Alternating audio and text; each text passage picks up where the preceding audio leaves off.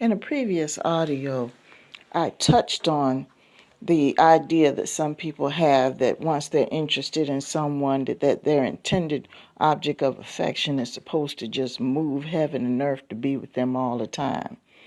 And I mean, I get the spiritual idea behind that, but the thing is, we have to be practical and deal with the real world. And the thing is that you have to look at what you're dealing with before you deal with it.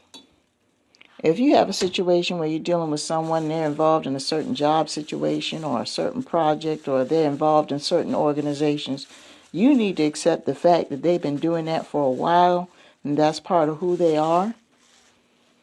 And what you have to do is you either have to accept the fact that, okay, I either need to be a part of this or I need to move on. Because there are people that actually go into relationships that are so overly confident in themselves that they think that they could just turn somebody's world upside down with just a smile or a wiggle or a smile and a giggle. And then they turn around and play the victim card a little bit later on when they realize that that person is not giving them the attention that they want, or that person is not acting in the way that they wanted them to act. See, a totally selfish attitude, totally selfish.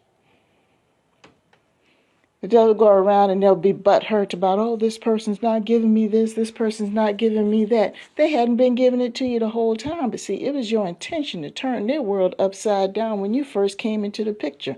Yeah, they may be fond of you, but some people have to be practical and understand, especially when it comes to a grind. If that person is out there in the street and that's their only means of support, you're going to come along and you're going to love them out of that situation. They don't have any other skills to make that money. Who are you?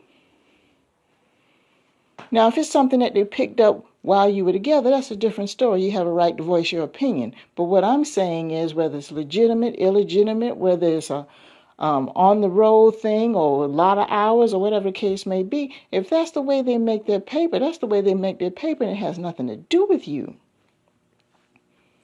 And as I stated before, if it's a situation that came up before, while you were together, after you got together, that's different because you were together when this person embarked on this. But if this was something that was going on before you came along, what makes you think in your mind that you're going to turn around and change the way these people feed themselves just because you say, I love you?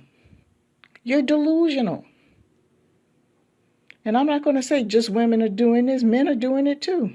And numerous times in my life, I've had men come along. I've always been the type of person that always had for the most part, always had some kind of hustle on the side. So that means in addition to my 40 hours a week, I'm always doing another 10 or 20 to make that extra change because I was always taught never to put my eggs in one basket. And then some man will come along with, a silver tongue and a pretty smile and everything else, and then goes to complaining because I can't do certain things. Oh, well, you know what? You off work. I don't see why you can't just move that around. Or some of them, the slick ones, don't say anything at all. They'll just say they want to come by for a little while and wind up sucking up the time that you're supposed to take working on another project. Those are the real slick ones because they don't say anything at all. They just come in and bogart. And the truth is the reason why they're doing it, they don't realize they're doing it, but the reason why they're doing it is, number one, they're low-key jealous because they don't have nothing else going on. And number two, they see that you are exercising your dream and they hadn't had a chance to even think about theirs.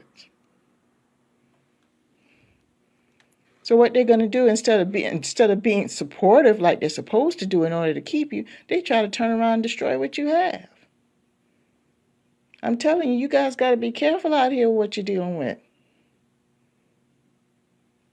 So the thing is if you're one of these people that figure in every single relationship you're going to go in and turn somebody's means of support upside down just because, you crazy.